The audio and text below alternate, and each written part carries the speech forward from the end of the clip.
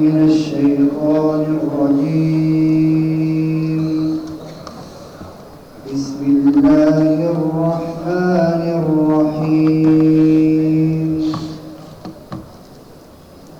يا أيها الناس إنا خلقناكم من ذكر وأنثى وجعلناكم شعوبا وقبائل إنا خلقناكم من ذكر وأنثى وجعلناكم شعوبا وقبائل لتعارفوا إن أكرمكم عند الله أتقاكم إن الله عليم خبير. قالت الأعراب آمنا قل لم تؤمنوا ولكن قولوا أسلمنا ولما يدخل الإيمان في قلوبكم وإن تطيعوا الله ورسوله لا يلدكم من أعمالكم شيئا إن الله عليم خبير. صدق الله العظيم. Merci, merci, merci. Mesdames et messieurs, bonjour. Assalamu alaikum. Bonjour, Nouakchott, bonjour, Mauritanie, bonjour, Afrique, bonjour. Le thème de cette rencontre, le continent africain, le devoir du dialogue et l'importance de la réconciliation résonne avec une force particulière dans le cœur de chaque jeune, chaque leader ici présent. Le dialogue et la réconciliation ne sont pas des concepts abstraits. Ce sont des forces vives, des forces vivantes et puissantes qui ont le potentiel de changer le destin de notre continent. L'Afrique se trouve à une croisée des chemins. Nous faisons face à des crises multiples qui menacent notre stabilité, notre développement et notre avenir. Conflits armés, extrémisme violent, instabilité politique, déséquilibre économique, autant de défis qui exigent les solutions concrètes, durables, adaptées à nos réalités. Le rôle de la jeunesse dans le dialogue est essentiel, je dirais même primordial. Nous devons cesser de considérer la jeunesse comme de simples bénéficiaires des politiques de paix, mais nous sommes les architectes du futur, les bâtisseurs de ponts entre les générations, les cultures et les peuples.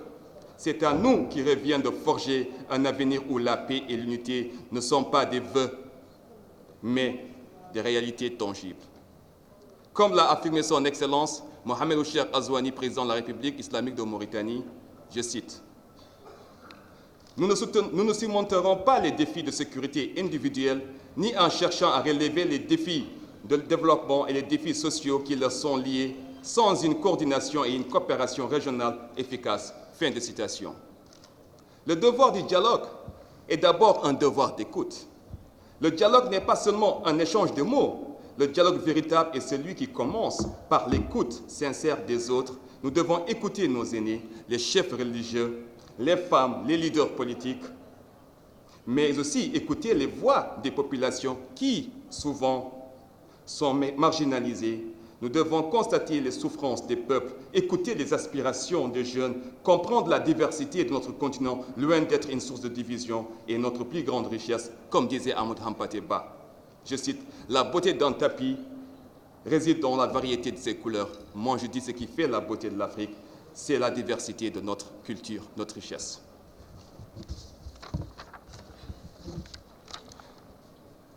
C'est pour le dialogue que nous pourrons dépasser les fractures qui existent entre les différents groupes ethniques, religieux et politiques de notre continent. Mais cela exige de nous une ouverture d'esprit, une volonté de bâtir des ponts, même là où les murs d'incompréhension semblent infranchissables. Nous devons oser le dialogue, même dans les moments les plus difficiles, car c'est en dialoguant que nous apprenons à comprendre et à nous respecter mutuellement. L'exemple de nations comme les Émirats arabes unis nous montre qu'une gouvernance solide, une vision à long terme et l'engagement des jeunes dans des initiatives concrètes sont les éléments indispensables à une paix durable. La réconciliation, qui est le mot qui revient dans toute la journée, réconciliation, dialogue, est la condition sine qua non de notre avenir commun.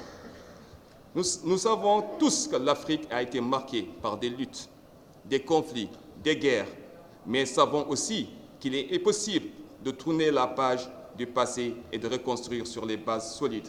La réconciliation, ce n'est pas d'effacer l'histoire ou remplacer l'histoire, mais plutôt de la comprendre, en tirer des leçons et regarder ensemble vers l'avenir. La réconciliation, c'est donner la possibilité à chaque enfant de ce continent de rêver d'un avenir où la paix, l'amour, la solidarité sont des fondements de notre vie commune.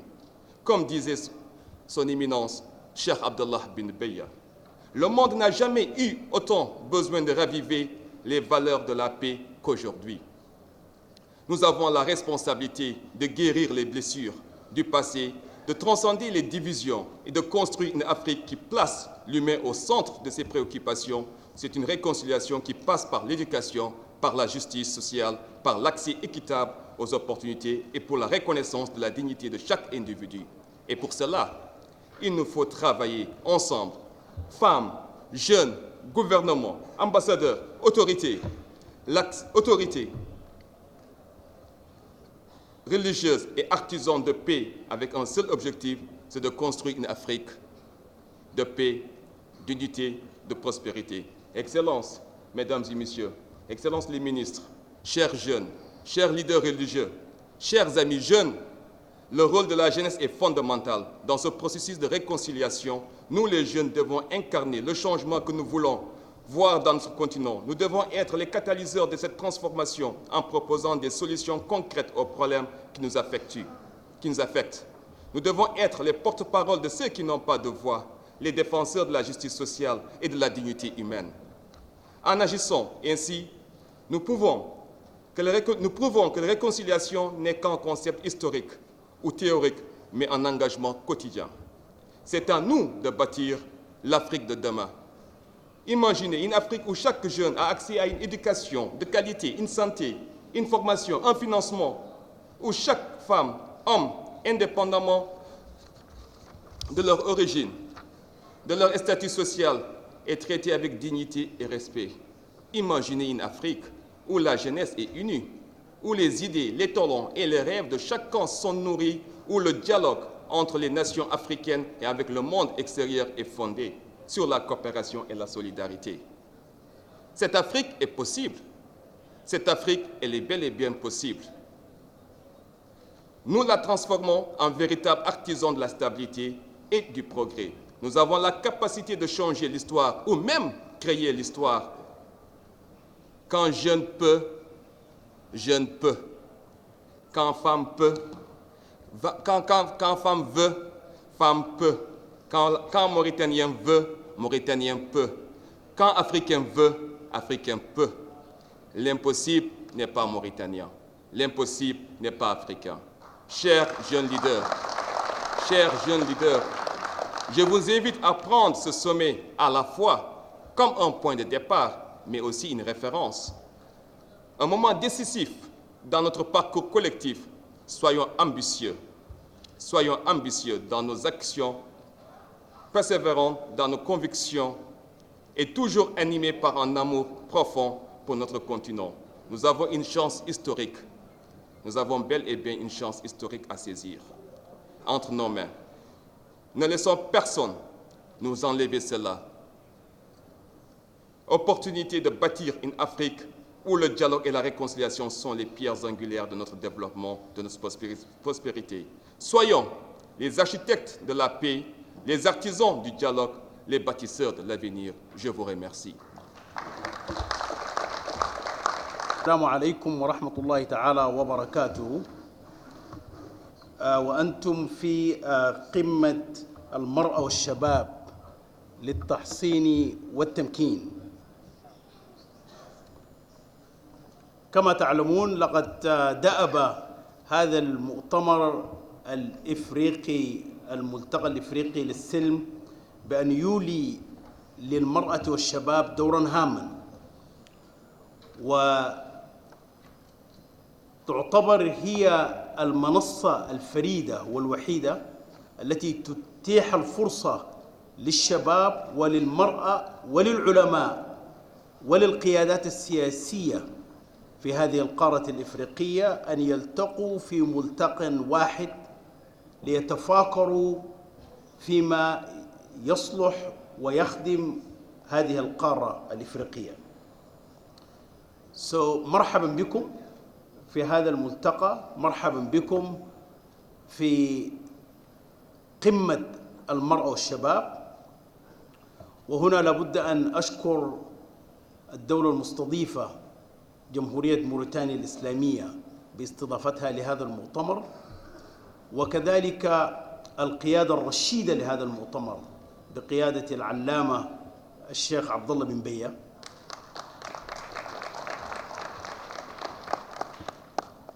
والذي دائما دأب على تعزيز الدور الهام للمرأة وللشباب. وأيضا خص بالذكر أيضا الأمين العام لمنتدى أبو ظبي للسلم والمؤتمر الإفريقي كذلك شيخنا المحفوظ بن بية. وكذلك نثمن الدور الكبير والدعم الكبير الذي يتلقاه هذا المنتدى من منتدى أبو ظبي للسلم، فلهم الشكر والتقدير على دعمهم المتواصل لهذه المبادرات. هذه القمة للشباب والمرأة نريد أن نسمع إلى المتحدثين في هذه القمة، ولكن أيضا نريد أيضا في هذه الجلسة الافتتاحية أن تتاح الفرصة لكم أيضا، بحيث أنكم تدلوا بآرائكم في أهمية دور المرأة والشباب من حيث التحصين والتمكين. ولكن نبدأ بكلمة من رئيس وزراء فرنسا السابق. And I'm going to switch to English now. So I'm going to introduce His Excellency the Prime Minister, the former Prime Minister of France. I'm going to introduce him in English. We're so blessed to have you, Your Excellency, in this particular summit. Summit that is dedicated for youth and women. His Excellency, the former Prime Minister, really does not need any introduction. He's a well-known figure. But just to give you some highlights about his extensive career and his amazing service to France and to the world. His Excellency, the former Prime Minister, before he became a Prime Minister, he actually served in a number of positions, ministerial positions in France, including but not limited to, he was the Minister for Small and Medium Enterprises in France. He also served, as you know, as the Vice President of the Senate and Chairman of the Senate's Committee on Foreign Relations in France for a number of years. And as you know, also, he also served as a Prime Minister from 2002 to 2005 under the presidency of Jacques Chirac. But what is significant, what the Prime Minister, the former Prime Minister is doing now, his commitment to advance peace and security around the world. I understand that he focuses on peace education, peace school, bringing new innovations to advance peace and security. And he created a number of foundations to basically achieve this purpose. Since 2018, His Excellency, the former Prime Minister, founded non-governmental organization Leaders for Peace, with a very important, unique mission, is to raise awareness among leaders and the public about the risk of the armed conflicts. So prioritizing peace and investing resources in peace and reducing armed conflicts is so critical mission, Your Excellency. So, ladies and gentlemen, please join me to welcome Jean-Pierre Raffarin, the former Prime Minister of France. Welcome, Your Excellency. Merci beaucoup, Monsieur le Président. Qu'il me soit permis, pour cette troisième édition à laquelle je participe pour la première fois, d'abord de remercier le Président de la République islamique de Mauritanie, Mohamed Cheikh El Hazaouine, qui préside cette démarche et qui, hier, a fait un exposé qui nous a, les uns et les autres, inspirés. Et je voudrais saluer son éminence Cheikh Abdullah Ben Bayad, qui préside ce forum et dont nous avons apprécié l'expression hier à haut niveau. Et je voudrais saluer ces personnalités, le secrétaire général. Chacune et chacun d'entre vous, nous sommes tous égaux en respect et en dignité. Je salue notre dignité partagée, dignité qu'il faut toujours protéger, car qui s'attaque à la dignité s'attaque à la paix. Donc je vous salue tous et tous.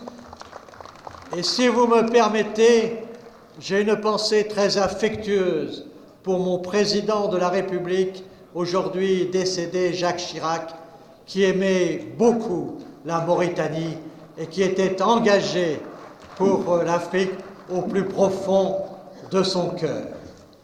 En effet, je suis engagé dans une organisation qui s'appelle Leaders pour la paix, qui rassemble 10 anciens premiers ministres, 10 anciens ministres des Affaires étrangères, 10 diplomates et 10 entrepreneurs, pour mettre notre expérience de la vie et de ses difficultés au service de la paix.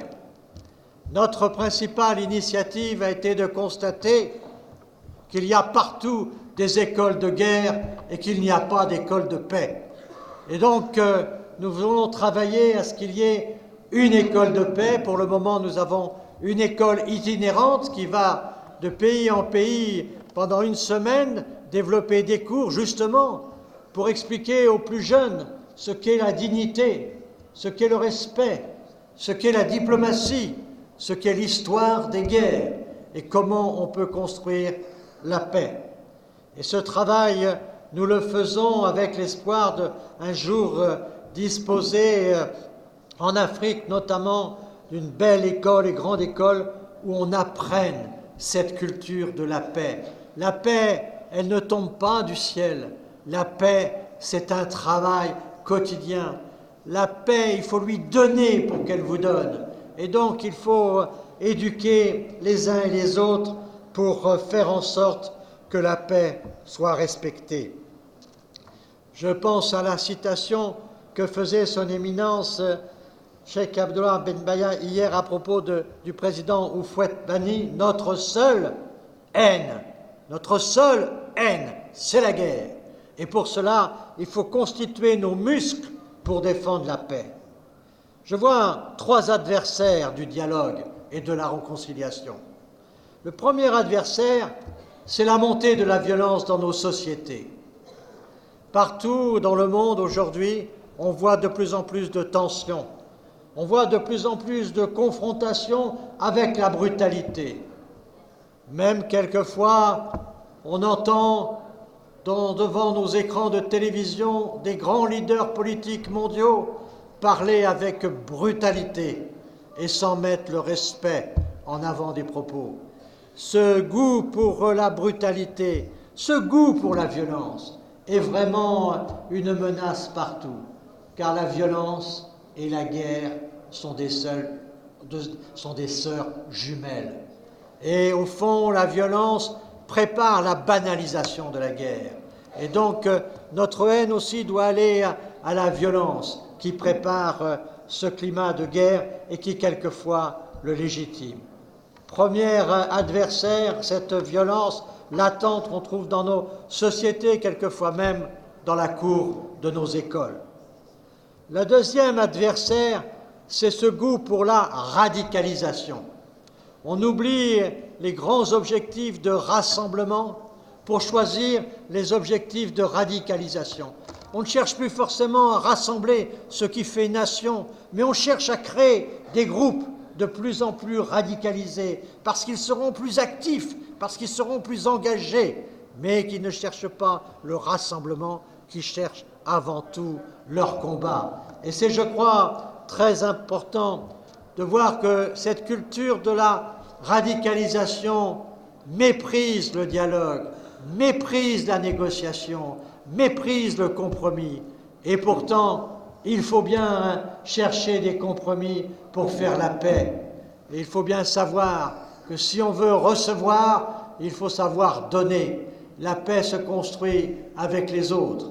Et donc, la radicalisation est un sujet que l'on voit partout, y compris quelquefois même dans mon pays. Quand je regarde l'Assemblée nationale et que je compare à 20 ans le discours, je me dis la radicalisation rampante et présente, et cette radicalisation est un mauvais signe pour l'esprit de paix. Troisième adversaire, c'est au fond l'effacement du droit face à la force. Nous avons créé en 1945 un multilatéralisme qui ne correspond plus à la société mondiale d'aujourd'hui. Il faut le repenser.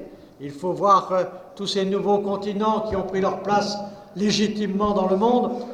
Il faut donc adapter un multilatéralisme nouveau, mais un multilatéralisme qui ne soit pas comme celui que nous avons actuellement, paralysé par un Conseil de sécurité qui ne fonctionne pas, paralysé par l'OMC qui fonctionne mal, paralysé par des organisations internationales qui reculent, alors que la force et la volonté du rapport de force avancent. Nous sommes dans un monde qui aujourd'hui est un monde dans lequel le droit recule et la force avance. Tout ceci sont des adversaires de ce que nous voulons aujourd'hui, dialogue et réconciliation, c'est-à-dire le respect de l'autre et naturellement la défense de nos intérêts, la défense de nos intérêts par la négociation, par le respect et par la dignité. Voilà ces menaces. Les solutions sont donc, comme vous le dites ici, je crois évidemment dans les gouvernements qui mènent ces politiques, mais je crois aussi dans les sociétés civiles. Les sociétés civiles qui participent, elles aussi, à l'équilibre de nos sociétés. Et les deux moteurs principaux de ces sociétés civiles sont en effet les jeunes et les femmes. Quand je vois que les États, y compris aujourd'hui les États-Unis et la Chine, deux grandes puissances, qui se disputent souvent sur le changement climatique ou des sujets qui concernent la planète, alors que la jeunesse du monde entier, de Shanghai à Bangalore, de Bangalore à San Francisco et partout ailleurs, les jeunes font de la planète un objet politique. Quand j'ai commencé ma vie politique il y a 50 ans, la planète n'était pas un objet politique. Personne ne parlait de la planète, on voulait conquérir la Lune. Aujourd'hui, tous les jeunes descendent dans la rue pour qu'on défende la planète, car pour défendre l'humanité, il faut défendre la planète. Il y a des consensus dans les jeunesses du monde entier que quelquefois les États ne respectent pas. Et les jeunes Chinois sont souvent plus d'accord avec les jeunes Américains que leurs chefs parce qu'ils mettent les uns et les autres, la planète, au cœur de leurs priorités. Et je pense que le rôle des jeunes aujourd'hui est très important. C'est eux qui gouverneront les grands changements du monde. C'est eux qui sont face aux responsabilités du monde. Et il faut les aider et surtout, leur faire confiance. Il n'y a rien de plus terrible pour la jeunesse que de sentir qu'on doute d'elle. C'est en faisant confiance qu'on peut élever la jeunesse, les faire grandir pour qu'ils soient à la hauteur des défis qui sont les nôtres. Mais l'humanité, depuis des millénaires, progresse parce qu'une génération trouve des solutions aux problèmes que la génération d'avant n'a pas trouvés. Et c'est cette confiance-là qui est au cœur de notre engagement. Les jeunes sont évidemment le premier moteur de cette société civile. Je voudrais dire aussi que les femmes sont un moteur de plus en plus important dans le monde. Et sur ces questions de paix et de dialogue, j'ai vu, y compris dans des pays que je connais bien, comme la Côte d'Ivoire ou le Sénégal, j'ai vu dans les rôles de médiation la place que les femmes peuvent tenir. Car souvent, l'action féminine est souvent très empreinte d'une volonté de dialogue, d'une volonté d'écoute. Et cette logique-là est une logique très importante. Et dans les médiations, combien de fois on a vu des médiations réussir parce que les médiateurs étaient des médiatrices? Il y a là, je crois, dans toutes nos sociétés, non seulement dans l'œuvre d'éducation, mais aussi dans les différentes activités, y compris entrepreneuriales, il y a un rôle aujourd'hui très important, une énergie humaine très importante dans cette énergie féminine qu'il faut essayer naturellement de mobiliser pour aller dans le sens de la paix. Les jeunes, les femmes, je voudrais ajouter les entreprises qui aujourd'hui aussi sont des facteurs très importants pour créer des projets, pour aider les politiques à penser l'avenir, car il n'y a pas de grands projets économiques qui ne soient pas des projets de long terme. Et nous avons besoin du long terme dans la politique. Nous avons besoin du long terme dans le travail pour nos États. Et souvent, les entreprises sont des bons accompagnateurs de la réflexion de long terme, de coopération et de programmation. C'est quelque chose de très important. Quelquefois, dans un certain nombre de pays, la politique est dévorée par l'immédiat.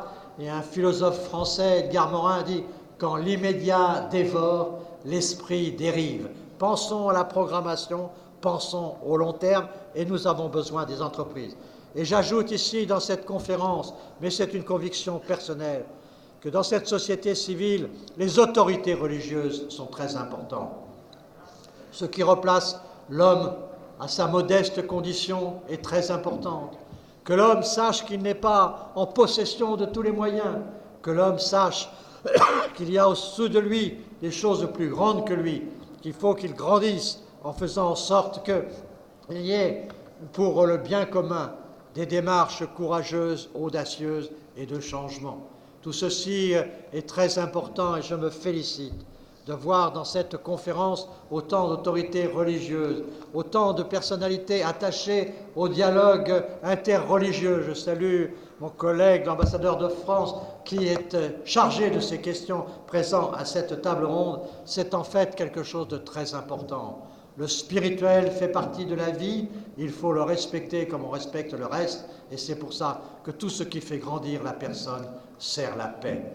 Je voudrais vous le dire, chers amis, parce que c'est avec conviction, et tous ceux qui veulent détourner cette grande ambition pour en faire des objectifs politiciens, pour en faire des objectifs violents, tout ceci se trompe de chemin. L'homme est fait par son esprit pour grandir et pour aller dans cette direction du respect, de la dignité, de la paix. Je termine en saluant le pays qui nous accueille aujourd'hui, la Mauritanie, pour dire que je trouve ici, en tant qu'observateur attentif, un pays qui sait respecter les équilibres, qui entretient avec ses voisins des bonnes relations, qui donne à la religion une place tout en faisant en sorte qu'elle soit à sa place. Nous sommes ici dans un pays où nous sommes à la fois dans le Maghreb et dans l'Afrique profonde, à la fois dans plusieurs appartenances, et le tout dans le respect de la tempérance, dans le respect de l'équilibre. Je pense que cette valeur d'équilibre, elle est très importante, et c'est sans doute une valeur d'avenir, car tout ce qui brusque les équilibres rend notre monde dangereux. Notre monde est d'autant plus nerveux qu'il doit aujourd'hui se mobiliser pour ce qui nous rassemble tous et pour lequel je vous remercie de votre action individuelle, le service de la paix. Merci. Honorables participants, Mesdames et Messieurs, en vos titres, grades et qualités, au nom de la délégation du Niger, permettez-moi de vous adresser les salutations chaleureuses et fraternelles du peuple nigérien, un peuple résilient qui est honoré de s'exprimer à cette solennelle occasion pour parler de la paix, ce bien si précieux qui reste au cœur des préoccupations des plus hautes autorités de notre pays sous le leadership de son Excellence, le général de brigade Abdrahmane Tiani, chef de l'État. À mon nom personnel et au nom de la délégation du Niger, j'exprime notre profonde gratitude au gouvernement et au peuple mauritanien pour leur accueil si généreux. Votre hospitalité légendaire est bien plus qu'une tradition. C'est un véritable hymne à la solidarité sous l'égide de son Excellence, M. Mohamed Ould Cheikh El Ghazouani, dont l'engagement pour la paix rayonne bien au-delà des frontières de la Mauritanie. Nos remerciements les plus affectueux s'adressent également à son éminence, Cheikh Abdallah bin Baya, une figure d'une sagesse incommensurable et un modèle pour notre temps, tant ses enseignements, imprégnés de justice et de compassion, nous rappellent que le dialogue est une arme bien plus puissante que la violence. Ces enseignements résonnent profondément dans nos cœurs et nous inspirent à bâtir un avenir où la tolérance et la réconciliation triomphent des divisions. Excellences, Mesdames et Messieurs, cette 5e édition de la conférence africaine pour la paix ne pourrait avoir choisi un plus pertinent thème. Le continent africain, le devoir de dialogue et l'importance de la réconciliation, ce thème nous interpelle tous, car il met en lumière une vérité essentielle, et notamment la paix n'est pas seulement une aspiration légitime, elle est aussi une responsabilité, une promesse que nous faisons aux générations futures et un devoir moral qui exige de chacun de nous courage, engagement et solidarité sincère. Le thème de ce matin, l'autonomisation des femmes et des jeunes, est un sujet d'importance capitale pour le développement du capital humain, la stabilité et la paix des sociétés sahéliennes. Au Niger, les femmes et les jeunes ne sont pas seulement les piliers de notre communauté, ils sont aussi des agents de transformation capables de façonner un avenir plus résilient, équitable et prospère.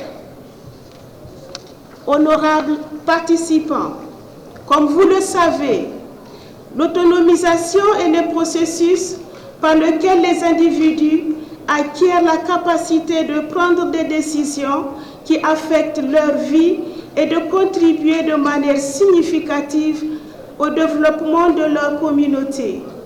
Au Niger, les femmes représentent environ 50,3% de la population et les jeunes de moins de 15 ans constituent 64% de notre peuple. Aussi, autonomiser les femmes et les jeunes dans le contexte nigérien où 84% de la population est rurale reviendrait aussi à investir dans une éducation qui soit accessible à ces groupes, mais aussi adaptée à leurs besoins et aspirations. Cela implique de favoriser leur leadership en les dotant des compétences, des ressources et des plateformes nécessaires pour influencer la prise de décision et participer activement aux efforts de développement. Pour libérer leurs capacités et leur permettre d'atteindre leur plein potentiel, malgré l'adversité et les défis majeurs, nous devons créer des environnements favorables à même de leur offrir les outils nécessaires à leur réussite. Mesdames et messieurs, honorables participants, dans le contexte d'aujourd'hui, où le Niger s'inscrit résolument dans la quête de sa véritable souveraineté, l'éducation constitue pour nous le moyen de renforcer l'autonomisation, la capacité, la résilience et l'adaptabilité des couches importantes de notre société que constituent les jeunes et les femmes. C'est par l'éducation que nous armons nos jeunes, non pas de violence, mais de savoir, d'espoir et de dignité.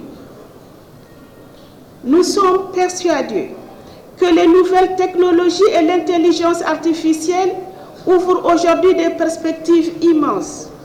Mais ces outils ne deviendront des forces de progrès que si nous préparons nos enfants à les maîtriser avec sagesse et responsabilité.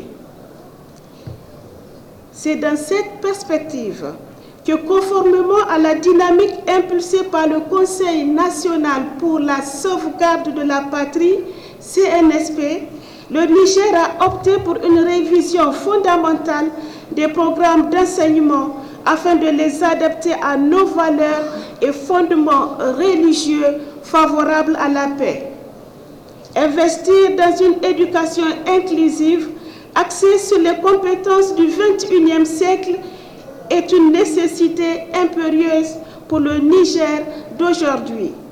C'est en effet à travers un système éducatif qui enseigne la tolérance, favorise le dialogue et bâtit véritablement et sincèrement des ponts entre les différences que le peuple déterminé du Niger entend s'aimer les graines de la paix. Mais nous savons aussi que la paix, pour être authentique, doit s'enraciner dans nos réalités africaines. L'arbre à palabres, ce symbole de dialogue et de sagesse, partagé par tant de nos cultures, nous rappelle que nous avons en nous, dans notre histoire, dans nos traditions, les clés de notre réconciliation. Les sociétés africaines méritent des solutions aux défis et ne peuvent naître que de cet équilibre entre la richesse de nos valeurs et l'ouverture aux opportunités du monde moderne. Excellences, Mesdames et Messieurs, honorables participants, permettez-moi de conclure en affirmant que bien que les défis soient grands, notre espoir est encore plus fort. Nous croyons que cette conférence marquera un tournant dans notre quête collective de paix. Que les débats ici, à Nouakchott, soient porteurs de solutions concrètes, de partenariats sincères, solides et surtout des messages d'espoir pour nos peuples respectifs. Que cette conférence soit le creuset d'une Afrique unie dans sa diversité, résolue à offrir aux générations futures un héritage de paix et de prospérité. Je vous remercie. Thank you, Mr. Chairman, and thank you for your kind words, and I will have my contribution in English, if you allow. Excellencies, ladies and gentlemen, and all protocols observed. Let me first congratulate the organizers and the government of Mauritania for including to the agenda of this important conference the role of women and the role of youth in peace building. I'm bringing to all of you greetings from a Nordic country, Finland, which in this time of year is covered with snow and ice. As the former Foreign Minister of Finland, I have the pleasure to inform you about some of the activities Finland has been involved in regarding the most important UN resolutions, namely 1325 2025, Women, Peace and Security, and 2250, Youth, Peace and Security. We were the first country in the world to adopt a Youth, Peace and Security National Action Plan. The action plan was drafted together with the Finnish 2250 Youth Network in an innovative and participative process. The central question on the Youth, Peace and Security agenda is how to ensure and increase the meaningful participation of the youth. Meaningful participation means engaging in open and frank dialogue with youth at different levels of government. This is naturally a learning process, but when successful, it contributes to intergenerational trust building, stronger democracies, and more resilient societies. We also had an international workshop of Youth, Peace and Security in Helsinki in autumn 22, which brought together youth representatives from 14 different countries to discuss youth-inclusive implementation of this agenda. Providing young people spaces to be seen and heard is equally important. We have been conscious of this and have been active in creating platforms for visibility. Finland has a long-standing practice of youth delegates taking part to a number of international meetings within the UN and European Union frameworks. In the Nordic African Foreign Ministers meeting, the tradition of inviting youth representatives to take part of discussion is in the making. I remember well the last Nordic African ministerial meeting that was held in Helsinki. We had also a participation of African and Nordic youth in that meeting, and from Africa side, the delegation was led by Minister Lemambra, that time Minister Lemambra. We put ministers to the audience and the youth to the panel to discuss the burning challenges of the future. The dialogue was excellent, and I can tell you that ministers were an excellent but very impatient audience, also challenging the youth people in the panel. We have also had youth cooperation with some countries where very few foreign countries have had projects, for example, between Finland and Eritrea. When meeting with African youth without perspective, like young boys in Puntland who were recruited as pirates, or underage fighters, child soldiers in Darfur, Sudan, it always reminds us that more has to be done to create a more positive future for these young people. We are regularly asked to share experiences in youth, peace and security work. Often it's the young Finnish 2250 activists that international audiences want to hear. We have supported this and sought opportunities for wider participation of Finnish young people. We have actively shared our experiences in drafting a national action plan, for example, with Kenya and Nigeria. Youth is a priority for our Center for Peace Mediation in the Finnish Foreign Ministry. We also are using the skills of our diaspora youth on mediation issues.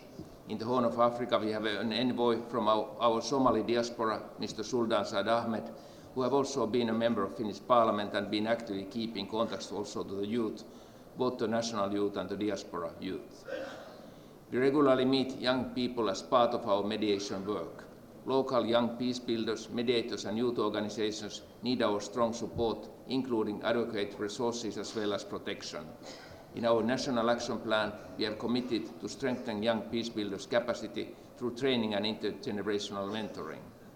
I also want to mention one particular sector where the role of youth is crucial, as mentioned also by the former Prime Minister of France. It's our fight against climate change and all the damage that has been caused by environmental destruction.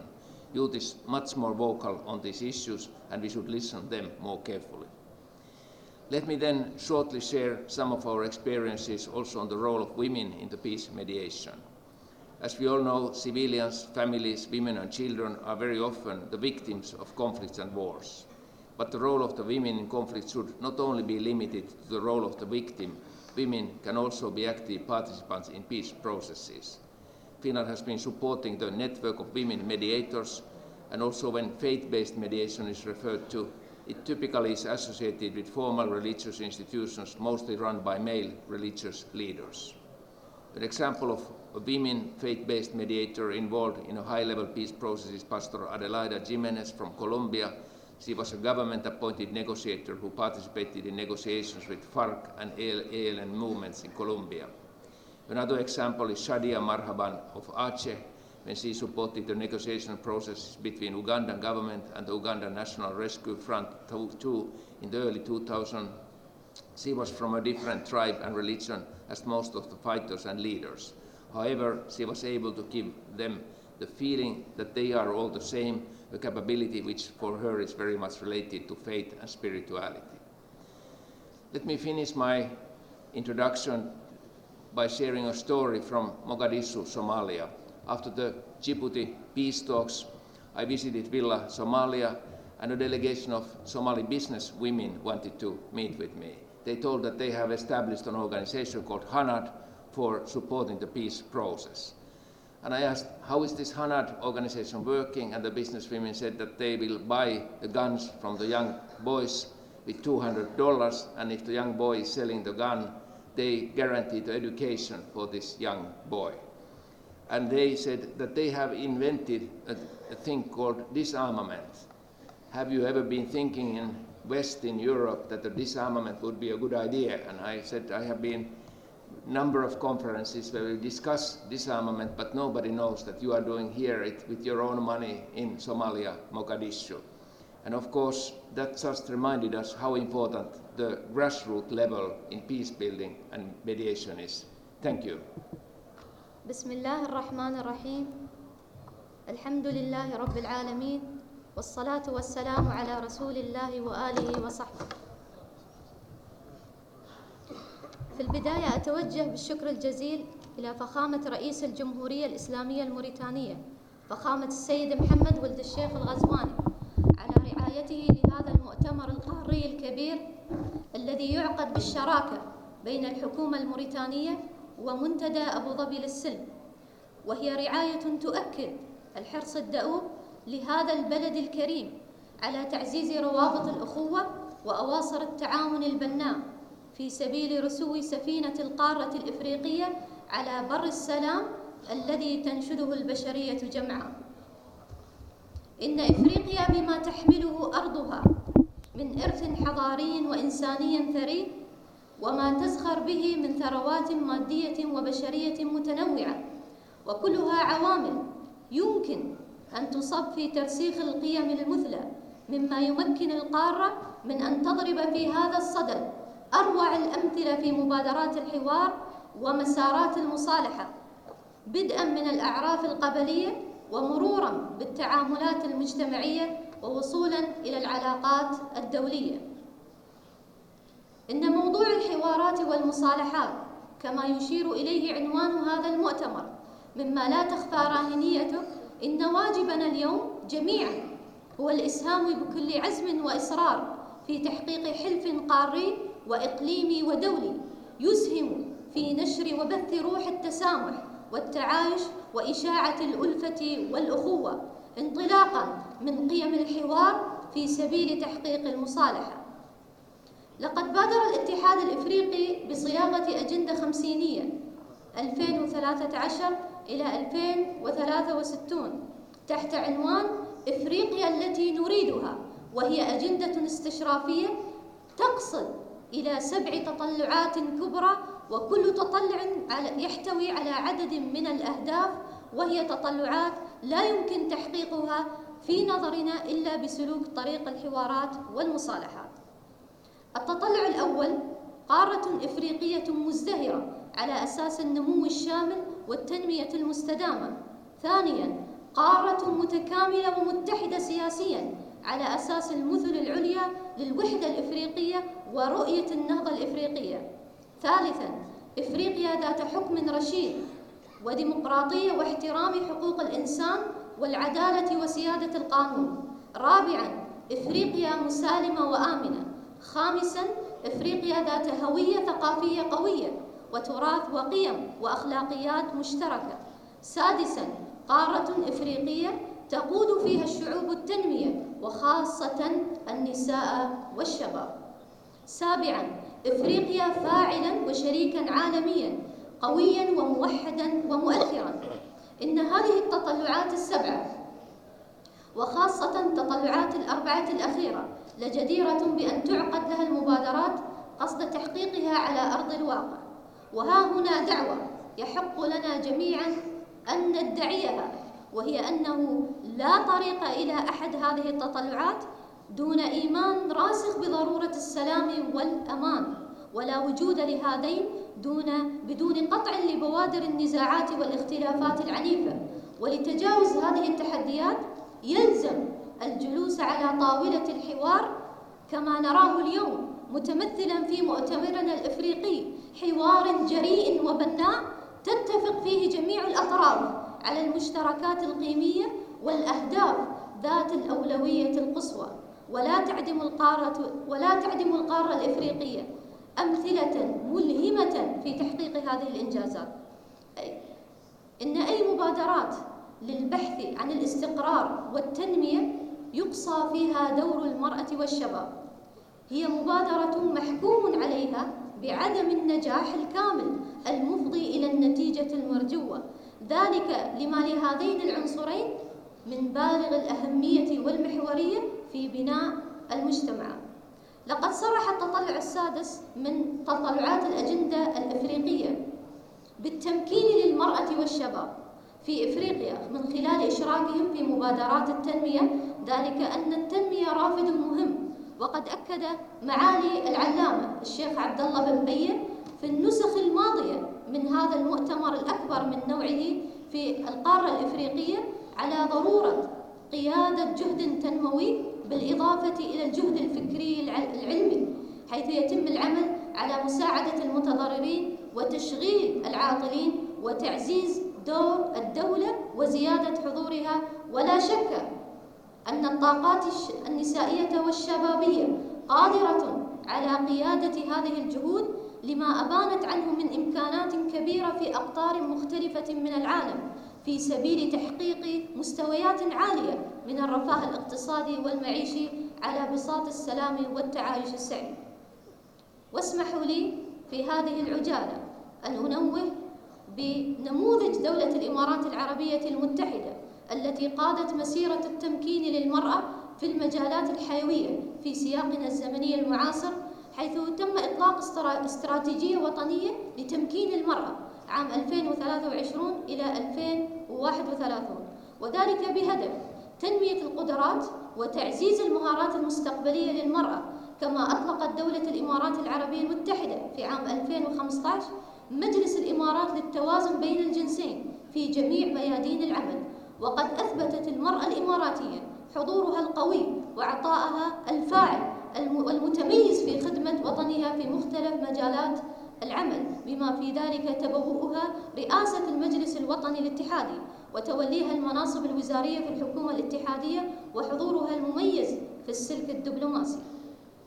ولا شك أن الإنجازات الحضارية الشاملة والنقلة النوعية المتميزة التي حققتها المرأة الإماراتية تعتبر ترجمة عملية للرؤية الحكيمة الثاقبة للمغفور له الشيخ زايد بن سلطان آل النهيان طيب الله ثراه لدور المرأة الحيوي في بناء الوطن، وهي الرؤية التي تعمقت في فكر ونهج صاحب السمو الشيخ محمد بن زايد آل نهيان رئيس الدولة حفظه الله. لا شك أن إفريقيا اليوم تعرف تحديات كثيرة، ولعل تحدي التنمية والاستقرار يشكل العنوان الأبرز منها. ومما يمكن اقتراحه في هذا الصدد إيلاء موضوع خطة إفريقيا لعام 2063 وخطة الأمم المتحدة للتنمية المستدامة لعام 2030 أهمية كبيرة من خلال مقترحات الخبراء الأفارقة والدوليين لرسم مبادرات عملية يمكنها الإسهام في وضع حد للنزاعات التي تدور رحاها في مواضع مختلفة من القارة، كما يمكنها في الوقت نفسه اقتراح حلول عملية لتدبير النزاعات الواقعة والمتوقعة نظراً للخصوصيات التي تعرفها العديد من المناطق الإفريقية. كما يتعين التفكير في مسألة الموارد وتدبيرها، فالتغير المناخي الذي يعرفه العالم جميعه والذي أضر بشكل أكبر قارة إفريقيا قد أفرز واقعاً مناخياً صعباً جداً وضاعف معاناة مناطق كثيرة تمثلت في شح الموارد المائية وتراجع المساحات الزراعية والارتفاع المتواصل لدرجات الحرارة إلى غيرها من المظاهر التي تنذر باستمرار الصراعات، مما يدفعنا إلى نهج سياسات استباقية يمكن فيها تعزيز مفهوم التضامن الإنساني ومساعدة المناطق ذات الإمكانيات الطبيعية المحدودة وفتح سبل تنموية مبتكرة. به هذه الكلمة هو موضوع التربية والتعليم، وهو موضوع في غاية الأهمية، وقد كانت النسخة الرابعة من مؤتمرنا هذا نموذجاً فريداً في الإحاطة بجوانب هذا الموضوع. فالسلام قبل أن يتحقق في الواقع يلزم تحقيقه في الوعي والذهن، ولا أفضل من ترسيخ مفاهيم السلم في عقول الناشئة من خلال برامج تربوية تقوم على ضرورة احترام الآخر، وذلك مع استثمار كامل للموروث الثقافي الإفريقي في مراعاة تامة لخصوصيته، عسى أن يأتي يوم تنعم فيه البشرية جمعاء بالسلام الذي طالما حلم به الأولون والآخرون. وأشكركم على حسن إصغائكم، والسلام عليكم ورحمة الله وبركاته. Je ne peux le faire sans commencer par saluer et exprimer ma gratitude à Monsieur le Président de la République islamique de Mauritanie qui préside et patronne notre rencontre. Exprimer ma gratitude également à son éminence, cher Abdallah bin Baya, dont la sagesse et la profondeur de réflexion est source d'inspiration. Je prends la parole avec beaucoup d'humilité après les interventions que nous venons d'entendre, et pour vous dire que j'ai le sentiment que la conférence africaine pour la paix à Nouakchott, d'année en année, conforte sa vocation et sa mission pour faire converger des bonnes volontés et faire émerger des réflexions au service de la paix. Je voudrais dire ma conviction d'ailleurs que si le champ de réflexion est concentré sur le continent africain, les enseignements de cette conférence, à mon avis, vont bien au-delà des limites de l'Afrique et sont bien utiles pour le continent d'où je viens, l'Europe. Je voudrais vous parler spécialement, dans le cadre de notre séance d'aujourd'hui, des jeunes, de l'autonomisation des jeunes, puisque tel est le thème qui fait écho à celui de l'année dernière, qui a été consacré à l'éducation. Et pour parler des jeunes, au lieu de parler des jeunes, je voudrais vous parler de nous, nous les adultes, nous les hommes et les femmes en situation de responsabilité politique, administrative, économique, culturelle, éducative, religieuse. Quel est notre comportement vis-à-vis des jeunes? Car nous savons bien que les jeunes seront marqués par les exemples qu'ils auront sous les yeux et que c'est notre responsabilité de donner de tels exemples et que les jeunes percevront s'il y a non-compatibilité entre les discours que nous tenons pour la paix et pour le développement et nos comportements. S'il y a contradiction entre les actes et les paroles, alors interrogeons-nous. Sommes-nous dans une logique de coopération ou de domination? Sommes-nous dans une logique de dialogue ou d'affrontement? Sommes-nous dans une logique d'ouverture ou de condamnation? Sommes-nous capables de penser un nous collectif et inclusif? Ou sommes-nous enfermés dans une pensée binaire que je résumerai par la formule « nous » et « eux »? Sommes-nous capables d'accepter la différence, de fréquenter, d'échanger, d'aimer des gens qui viennent d'autres nations, d'autres cultures, d'autres religions? C'est notre comportement qu'il faut interroger.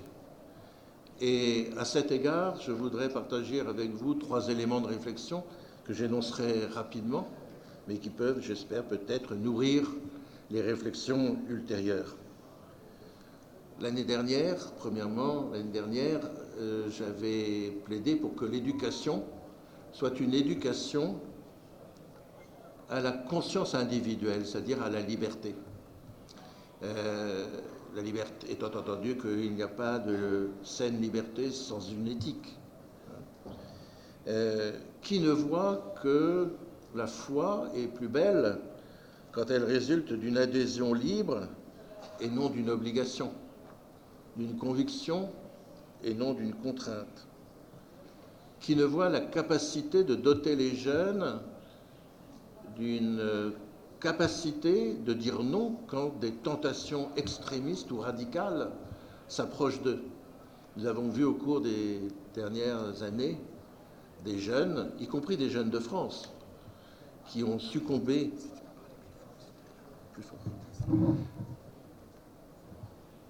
On me dit de parler plus fort, pardon. Alors je vais essayer. Nous avons vu des jeunes de nos pays, y compris de France, succomber aux tentations d'un radicalisme et d'un extrémisme qui les ont conduits aux pires exactions. Au fond, ce qui leur a manqué, c'était la capacité de discernement et de liberté pour dire non, ceci n'est pas ma religion et ne peut pas l'être. Donc, éduquons les jeunes à la conscience individuelle. Deuxième piste de réflexion. Je dirais que pour qu'une société accepte la différence et reconnaisse dans la différence, dans la pluralité, nous devons d'abord accepter notre propre pluralité. Chaque individu possède une identité propre. Et cette identité est faite de multiples composantes. Si attachés que nous soyons à notre nation, à notre culture, à notre famille, à notre religion, aucun de ces éléments ne suffit à lui seul à nous définir. Le pape François dit quelquefois que l'être humain est un polyèdre constitué de multiples facettes. Chacune de ces facettes est une richesse de sa personne. Acceptons donc que nous soyons des êtres complexes, des êtres unis, mais complexes, et que la société finalement est à notre image, et qu'il est naturel que la société soit faite de convictions, d'opinions, d'identités diverses. Alors, nos sociétés pourront être des lieux de dialogue, d'enrichissement mutuel. Et elles pourront aussi, avec les autres sociétés, s'enrichir mutuellement par un dialogue respectueux des différences. Enfin, dernier élément que je voudrais livrer à votre réflexion, c'est le chemin qui va de la tolérance à la fraternité. Qu'est-ce que la tolérance? Il y a quelque chose un peu ambigu dans ce terme. Tolérance, c'est accepter l'autre, mais c'est suggérer qu'on accepte l'autre parce qu'on n'a pas le choix, parce que, bon, il faut bien accepter, parce que c'est comme ça. Alors bien sûr, la tolérance est bien préférable au rejet de l'autre ou à la violence. Mais on voit qu'elle reste marquée par une méfiance, le sentiment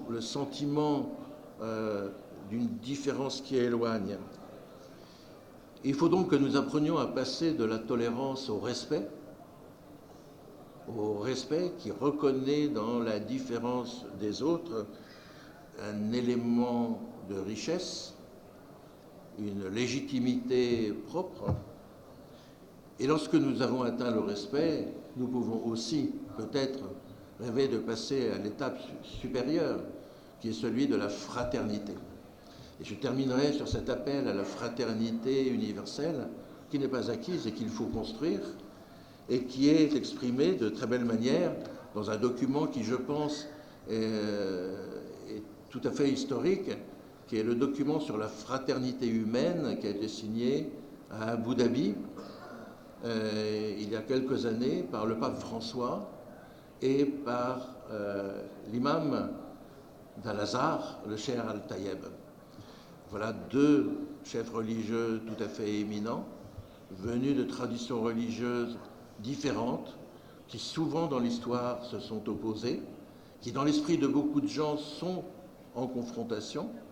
Là, voici les deux chefs religieux qui, ensemble, lancent un appel à la fraternité humaine.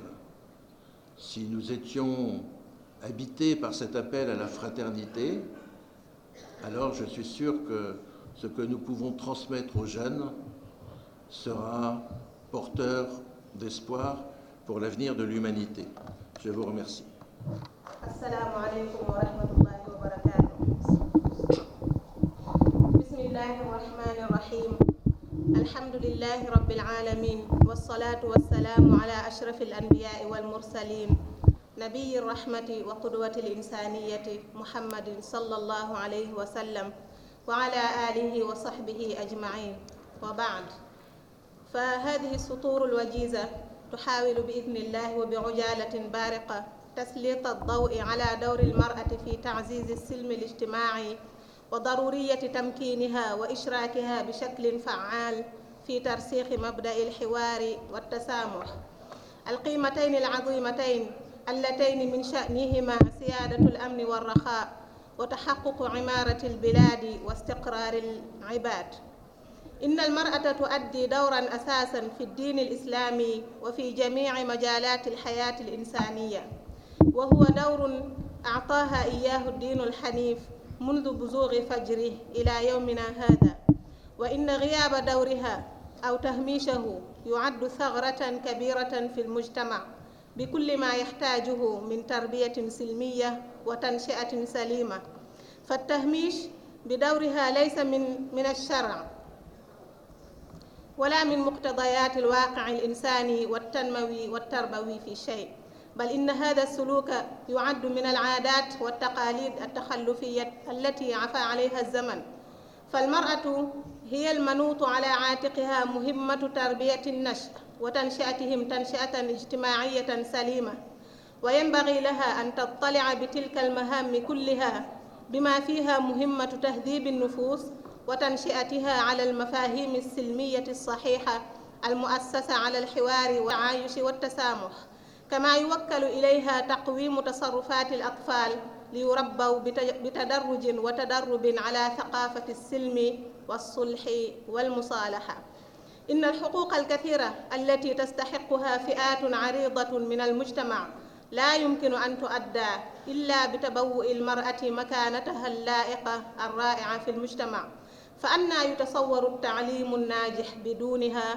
أو متى تحظى الناشئة بما تحتاج إليه من رعاية وعناية وحماية دون اطلاع المرأة بكامل وظائفها التربوية والاجتماعية والتنموية؟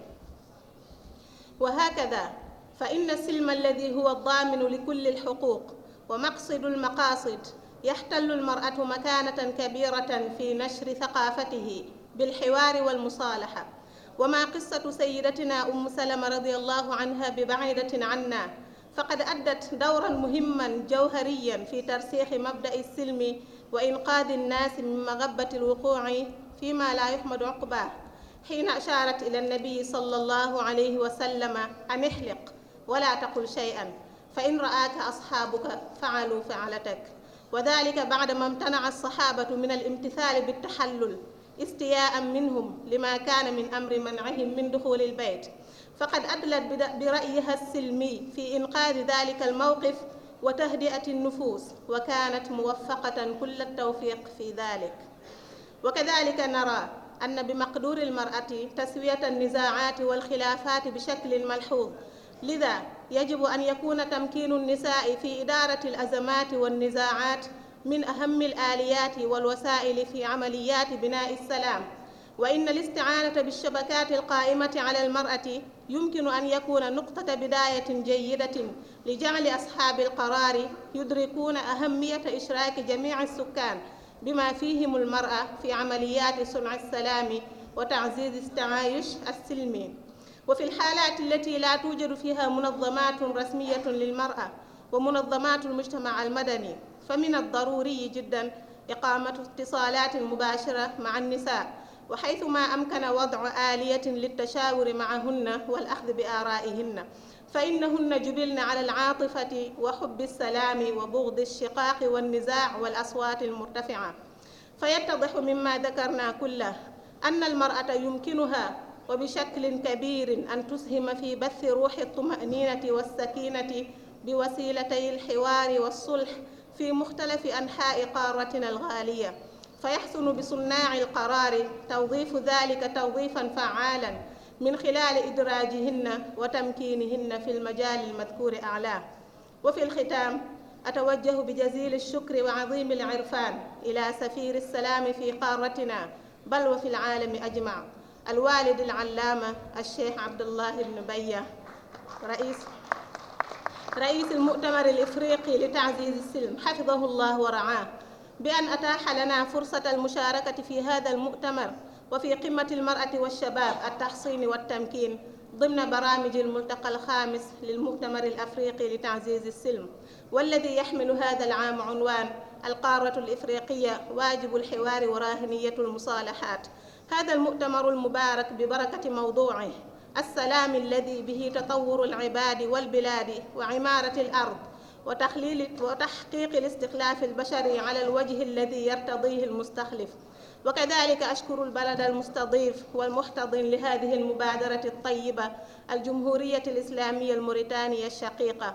وكذلك أشكر جميع السادة العلماء والباحثين وجميع الحضور الكريم كل باسمه وجميل واسمه. حفظكم الله ورعاكم، والسلام عليكم ورحمة الله وبركاته. بسم الله الرحمن الرحيم. Salatu wa salam ala Rasulih Kareem. Assalamu alaikum.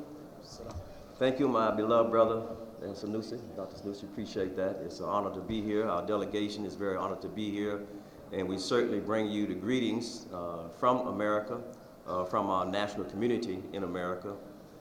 Primarily, this is the community of Imam Wartha D. Muhammad, Rahimullah Alayhi, which I'm going to give you an example, the message that he wants us to share. I certainly want to extend my gratitude, my best regards and prayers to His Eminency Sheikh Abdullah bin Bayah. We thank Allah for him, his son. We thank Allah for this conference, and it's indeed a pleasure to be here this first time.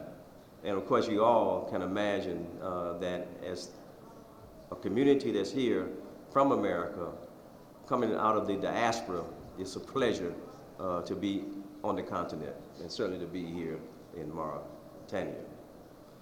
Of course, this is a very important topic, and it's such a pleasure to see that it has this place in this conference.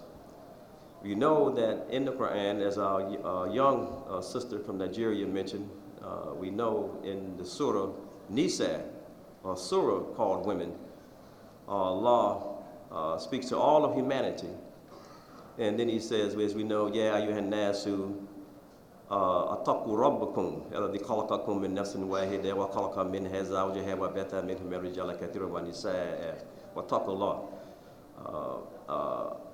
So Allah, in that surah on women, that really Allah puts emphasis on women, and then He lets us know that there's men and women come together, and they should stay together. We often put those and we isolate them in just in a marriage, but in building a society, they should always be a part of the equation. We also have in that same surah where Allah speaks to the role of the male in making sure that the facilitation of the needs of the woman to protect and establish her and her voice.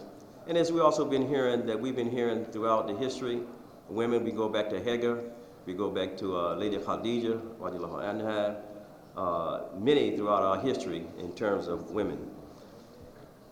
In America, as you all know, we are from the community, the delegation that's here, primarily directly connected to the community that produced Muhammad Ali, Malcolm X, Imam Wartha D. Muhammad, Louis Farrakhan, etc.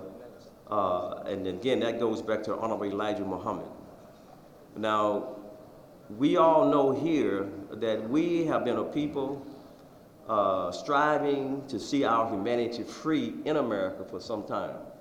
So certainly, because women and children were separated, displaced, and of course, some of that to some degree is still going on in America as well.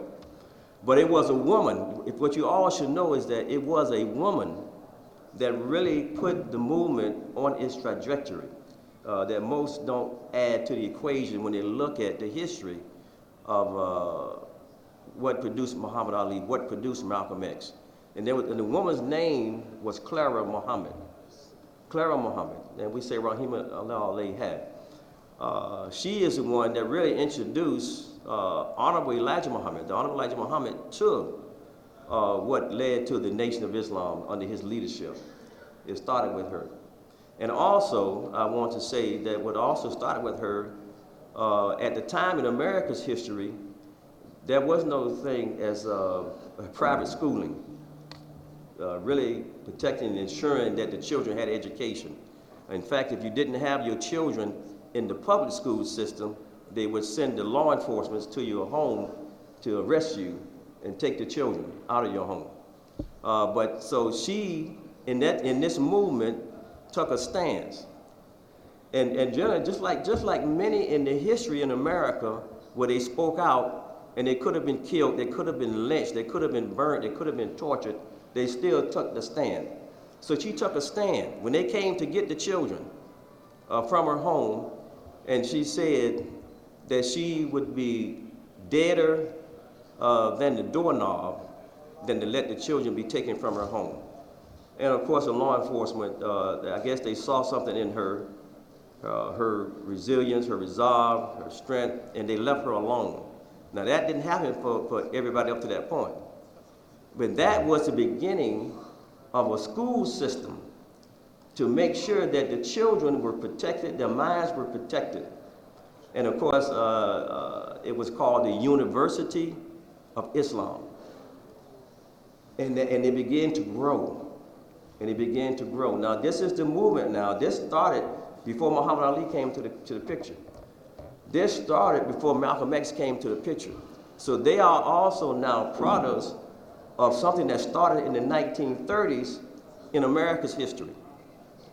And so she started this movement. And then later on, when Imam Warathuddin Muhammad, Rahimahullah alayhi, became the leader of that movement in 1975, he changed the name of all of those schools to Sister Clara Muhammad schools. And we had several hundred across the, 100 plus across the nation in America, putting emphasis on that. Now, you have in this delegation with me members who are graduates of that school system, and they are very progressive, productive members of the society, not just locally, not just in the States, but nationally and also internationally. This is the power of investing and trusting the woman, because Elijah Muhammad had to trust his wife, and trusting the children. And we know that our beloved prophet, again, sallallahu alaihi wasallam, I mean, there's a reason we got to pay attention to these things. He said, if you educate 2 daughters, the value on the woman, then there's a guarantee of paradise. Because if you get the women right, protect them right, then they will make sure that the environment will be enough where it would be, actually you begin to come into a paradise if you get the women right. And the reason why the world is in trouble now is because a third of it, the women are under violence, they are suffering, they've got food insecurity issues, the women and children. And this is why we see a lot of trouble in the world today now, because we haven't given enough trust to the women to keep the peace in the house. We all under one roof, this earth. And if we give them more attention, we'll begin to see more peace in the dialogue. So we thank Allah for them being at this round table, where they should be. Assalamu alaikum, and thank you.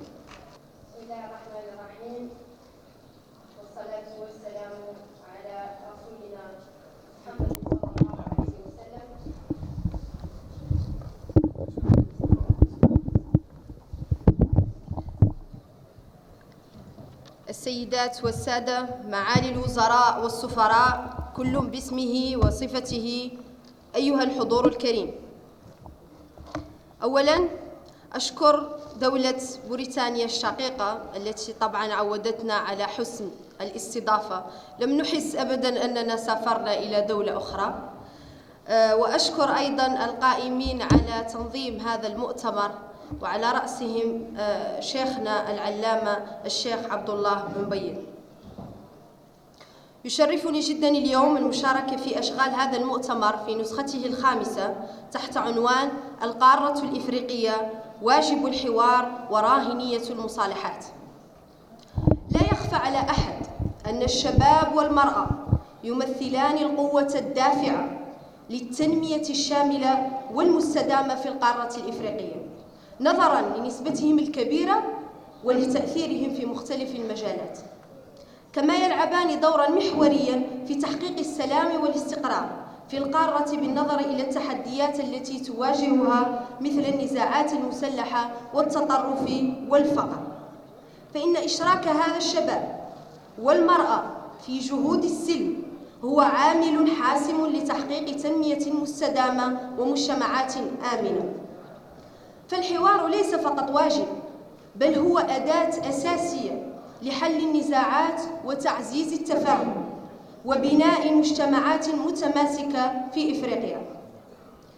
يلعب الشباب والمرأة دورا محوريا في تعزيز هذا الحوار، نظرا لدورهم في تشكيل المستقبل وكونهم الأكثر تضررا من النزاعات والتحديات التي تواجه القارة. سأتحدث في 4 نقاط عن دور المرأة في الحوار في إفريقيا. أولا، تعزيز الحوار المجتمعي. فالنساء يعتبرن قنوات للتواصل بين مختلف الأطراف المجتمعية، حيث يساهمن في تهدئة التوترات من خلال دورهن كأمهات وقادات مجتمعيين. وأعطي مثال بالمرأة المغربية التي تعد قوة أساسية في بناء المجتمع، ودورها يتزايد باستمرار في ظل الإصلاحات القانونية والسياسات الداعمة.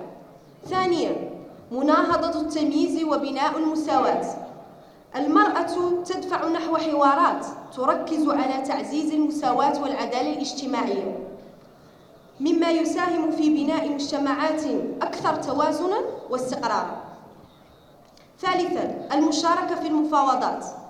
عندما تشارك النساء في المفاوضات وحل النزاعات، فإنهن يقدمن وجهات نظر شاملة تعزز من استدامة هذه الحلول. رابعاً وأخيراً، بناء جسور بين الثقافات. المرأة تساهم في تعزيز التفاهم بين المجتمعات أو المجموعات الثقافية الإثنية المختلفة من خلال قيادة المبادرات المجتمعية التي تعزز الحوار. لنعود قليلاً إلى دور الشباب الذي لا يقل أهمية عن دور المرأة. دور الشباب أنهم يربطون أولاً بين الأجيال المختلفة، مما يعزز الحوار الذي يجمع بين الخبرات القديمة والطموحات الجديدة لتحقيق رؤية مستقبلية متوازنة. ثانياً، استخدام التكنولوجيا، وهي نقطة جد مهمة. الشباب يقودون حوارات عبر منصات التواصل والوسائل الرقمية، مما يساعد في نشر الوعي بالقضايا المهمة وتعزيز الوحدة. ثالثاً، مكافحة التطرف والعنف. وأخيراً، تعزيز الوحدة الإفريقية. القارة الإفريقية تقف على مفترق طرق بين التحديات وفرص النهوض، والمصالحات ليست مجرد واجب، بل هي أداة أساسية لبناء مستقبل أفضل لشعوب القارة وتحقيق التنمية المستدامة. ومن هنا أنتم قادة المستقبل، وأفعالكم اليوم ستحدد شكل الغد. دعونا نتحلى بالشجاعة والحكمة للعمل من أجل حوار صادق وسلام دائم.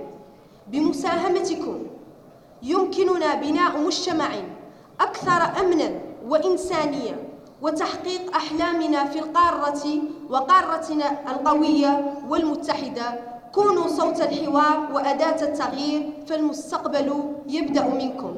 وشكرا. بسم الله، السلام عليكم ورحمة الله. بالأمس سأل أحد الفضلاء من الحضور بينما يقرأ برنامج اليوم الثاني للمؤتمر من هم شباب السلم؟ من هؤلاء؟ فبما أن هذا اللقب قد وضع أمام اسمي في الإعلان العربي عن برنامج المؤتمر، فسأحاول باختصار أن أجيب عن هذا السؤال. شباب السلم أيها السيدات والسادة هم شباب اختاروا طريق الحوار والصلح، هم إخوانكم وأبناؤكم من موريتانيا والسنغال والجزائر والمغرب وليبيا والسودان ومصر والعراق والسعودية وماليزيا والولايات المتحدة وغيرها.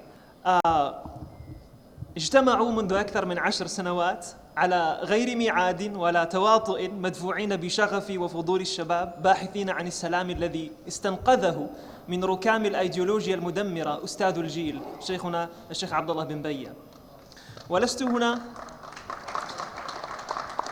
ولست هنا متحدثا باسم هؤلاء الشباب ولا مدعيا الإحاطة بنشاطاتهم، وإنما أردت أن أشارككم تجربتهم وجهودهم للاستفادة منها تربويا ومعرفيا ودينيا. في خضم العواصف الفكرية التي نالت من كثير من المجتمعات والأفراد والشباب في العالم الإسلامي وفي إفريقيا، اتفق من حسن الأقدار ولطائف الزمان أن يكون كل واحد من هؤلاء الشباب باحثا عن منهج الإسلام في مختلف جوانب الحياة. فكانت أبحاث بعض هؤلاء الشباب في فقه الأقليات،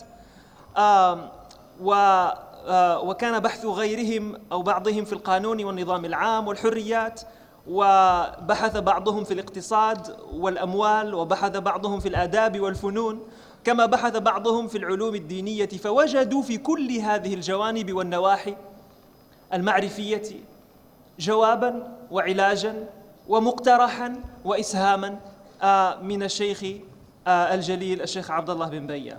لقد تربى هؤلاء الشباب باختصار على مشاهدة سعي أستاذهم الحثيث في الحوار والرغبة في التصالح مع الذات والآخر في كل ناحية من نواحي حياته الثرية بالتنوع الفكري والعملي.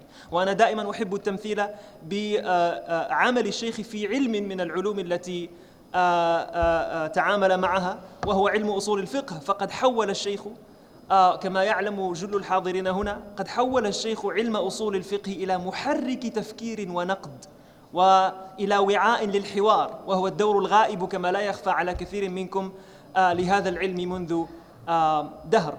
فالذي لا يفكر لا يمكن أن يكون الحوار والصلح أولوية من أولوياته، خاصة إذا اعتقد خطأ بأن الحوار ضد الدين.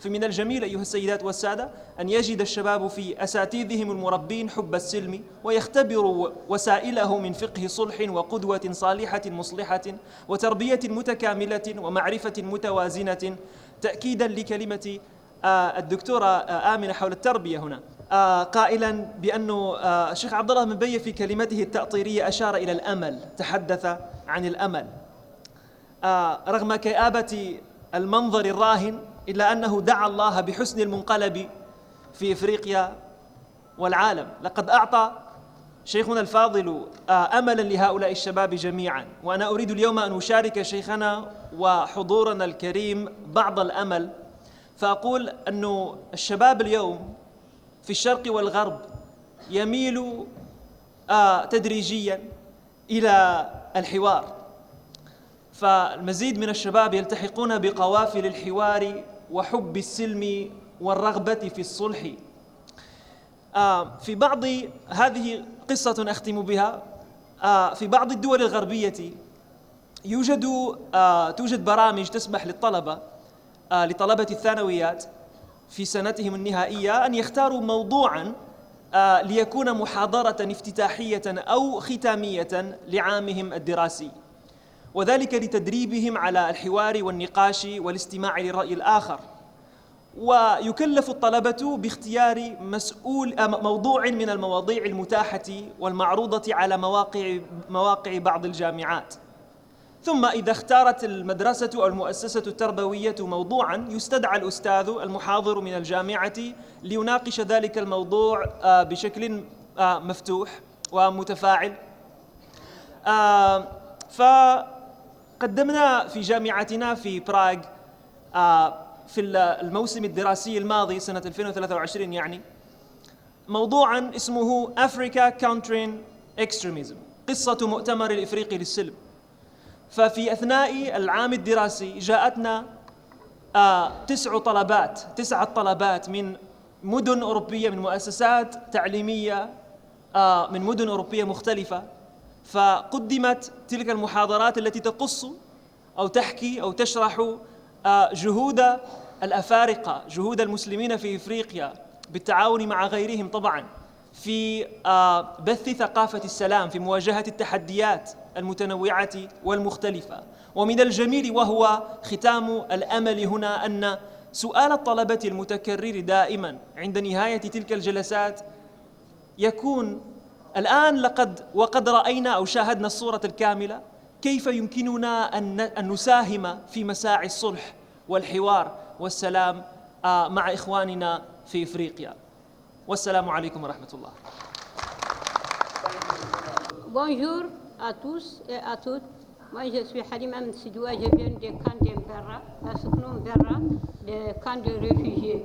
Je salue tout le monde. Vraiment, on est très content d'organiser cette salle pour la coexistence pacifique. Je vais parler sur l'éducation. L'éducation est vraiment, c'est très efficace. On est en train de faire une sensibilisation dans des écoles et identifier des enfants. Il y avait des Mauritaniens, il y avait des Maliens, et on est en train de régler les problèmes que les enfants trouvent là-bas à l'école. L'identification se fait par les femmes ressources, 2 semaines ou 3 semaines avant l'ouverture des écoles.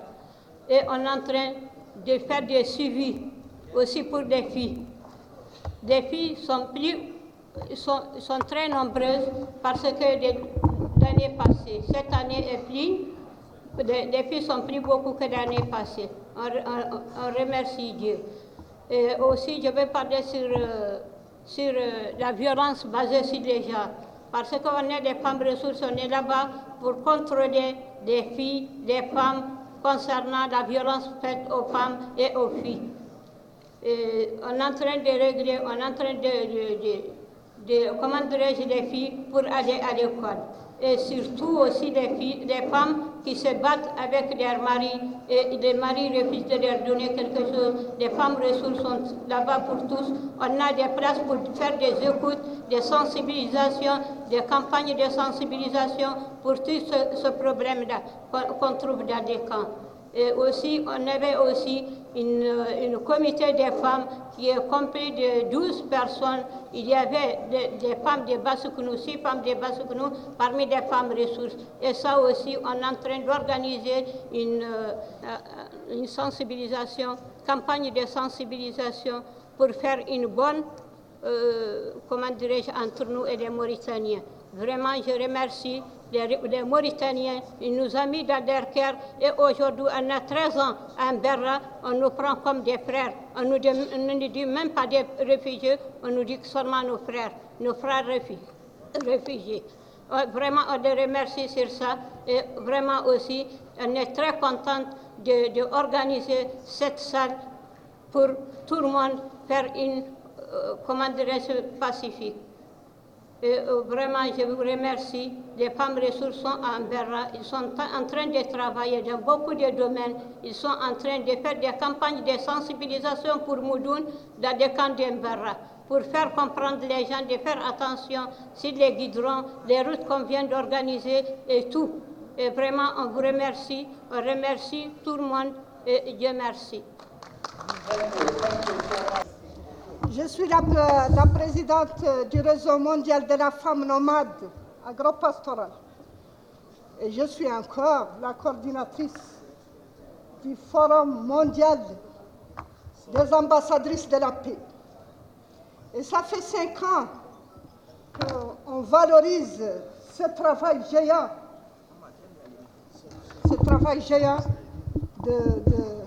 de Oulboye, mais malheureusement non valorisé. Et on est mondialiste, et il n'y a pas de raison que ces 5 ans passent comme ça. On propose, en tant que mondialiste, un réseau pour la paix, présidé des présidents d'honneur Mohamed Ghazouani, Mohamed Ben Zayed et aussi Faïd du Sénégal et leurs dames. Parce que aujourd'hui, c'est l'intelligence